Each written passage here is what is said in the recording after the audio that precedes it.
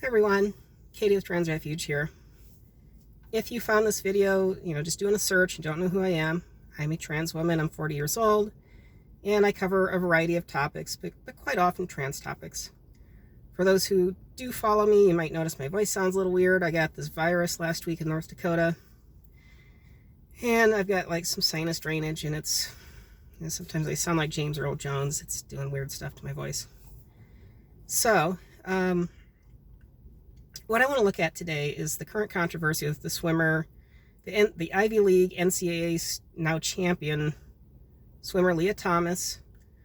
What's happening in athletics as far as the rule books, and what are they saying about trans athletes and what standards they have to meet, how that's impacting culture, and how that's impacting things like legislation, because there's some rather controversial bills coming out of places like South Dakota right now.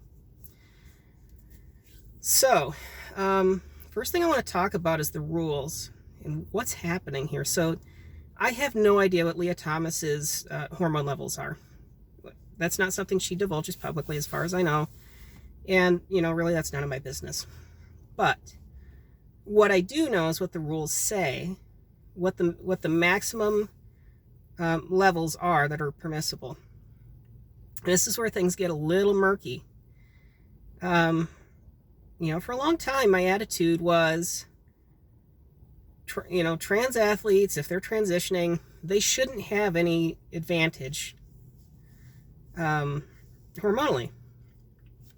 Because as you drop testosterone, your hemoglobin levels should drop accordingly.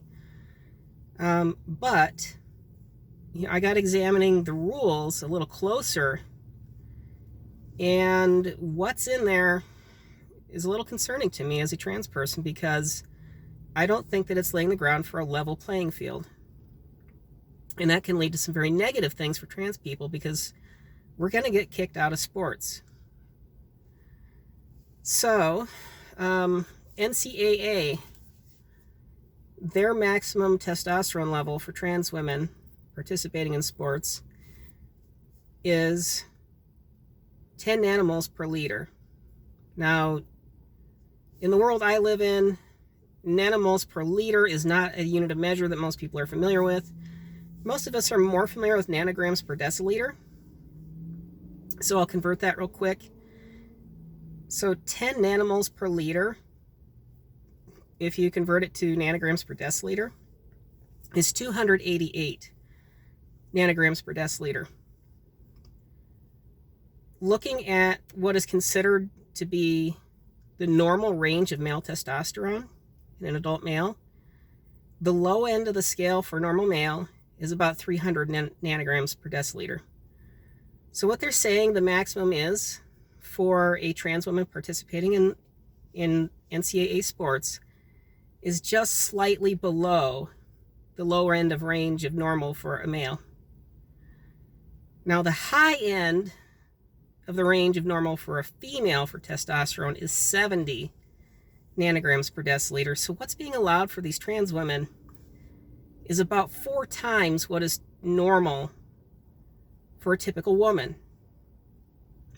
Now, of course, there's some variation in biology. Some women are higher, some are lower.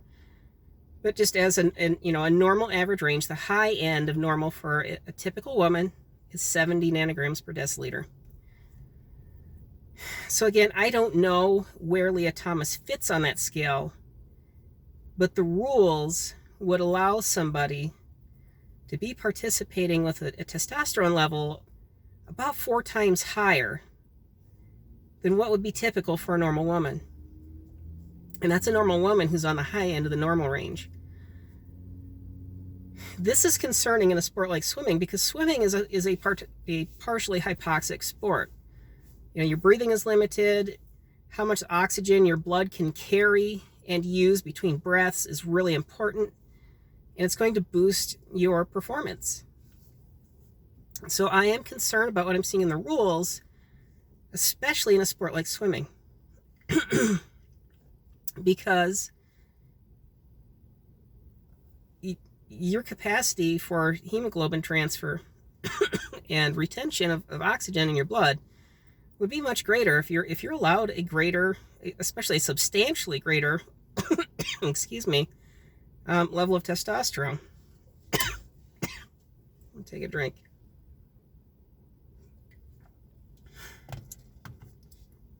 Now, USA Swimming cuts that in half. Their maximum limit is 5 nanomoles per liter, which, excuse me, which converted is 144 nanograms per deciliter, which is still about twice the high end of normal for a typical woman. Sorry about that. I had to take a little break there. This sinus drainage is making me cough a little bit. So I want to talk a little bit about that, because irrespective of where Lia Thomas sits on that scale, the rules don't build a level playing field. And so, as somebody who is concerned about trans rights,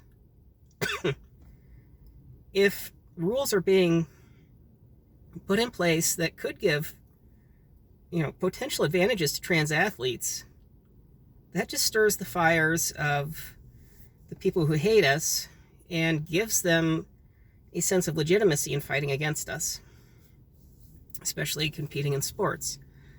And so now we see these legislations coming out of places like South Dakota where they're just straight up banning trans athletes.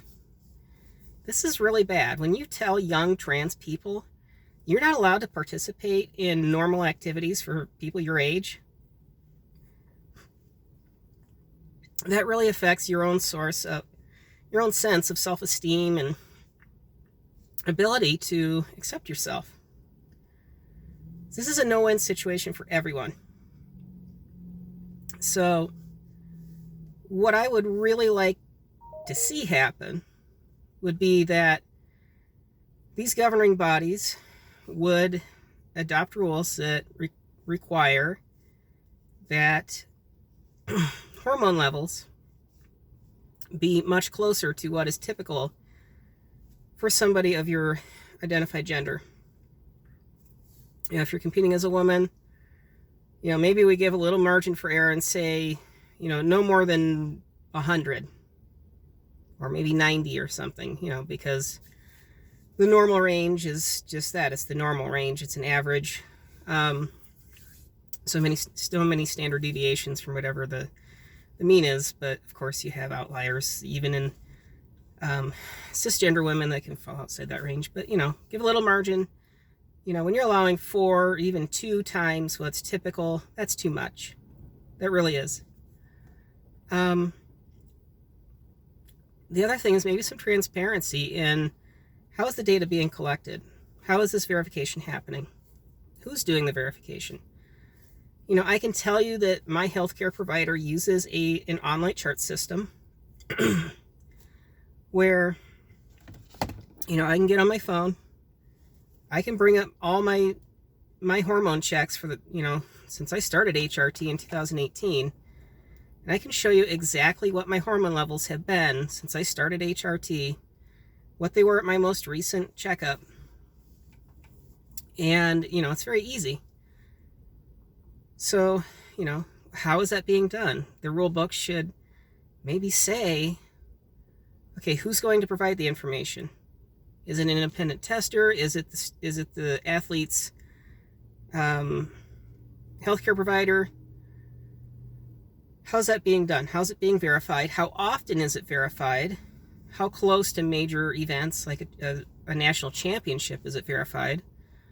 If you were tested 8 weeks before the championship and during the following 8 weeks you can bump your testosterone level up, that wouldn't be fair.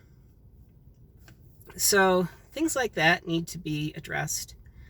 Make it clear that nobody here wants to fight unfair or compete unfair, I guess. It's not a fight, but sports should be fair.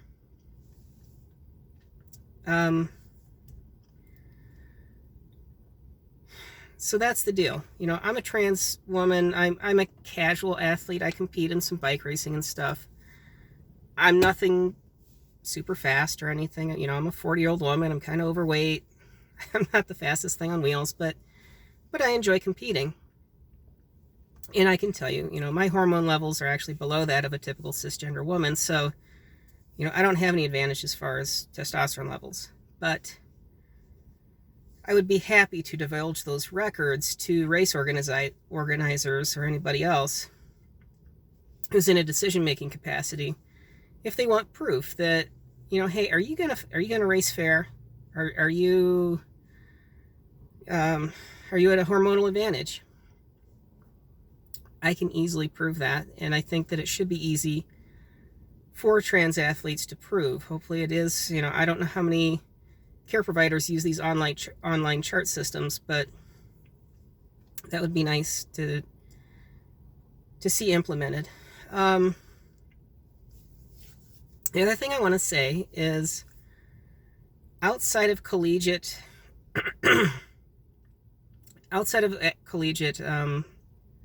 competitions, when we're talking high school level, things get really tricky here because the WPATH standards of care don't recommend HRT prior to the age of 18.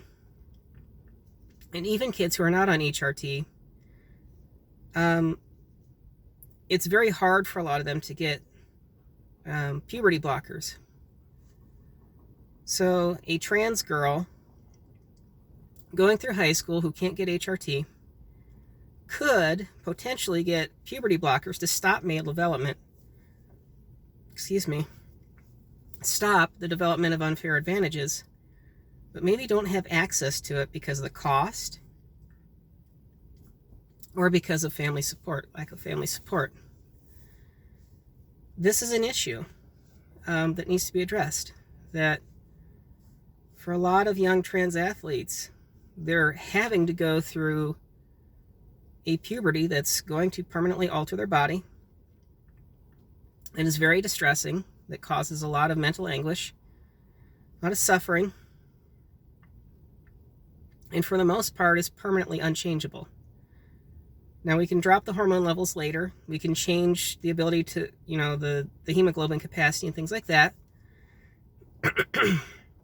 But things like, bone structure, facial structure, genital development, which has been complained about by fellow athletes having to see anatomy they don't want to see in a locker room.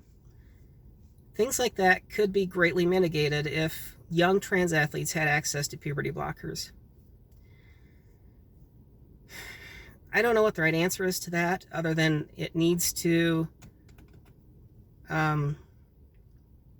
be addressed.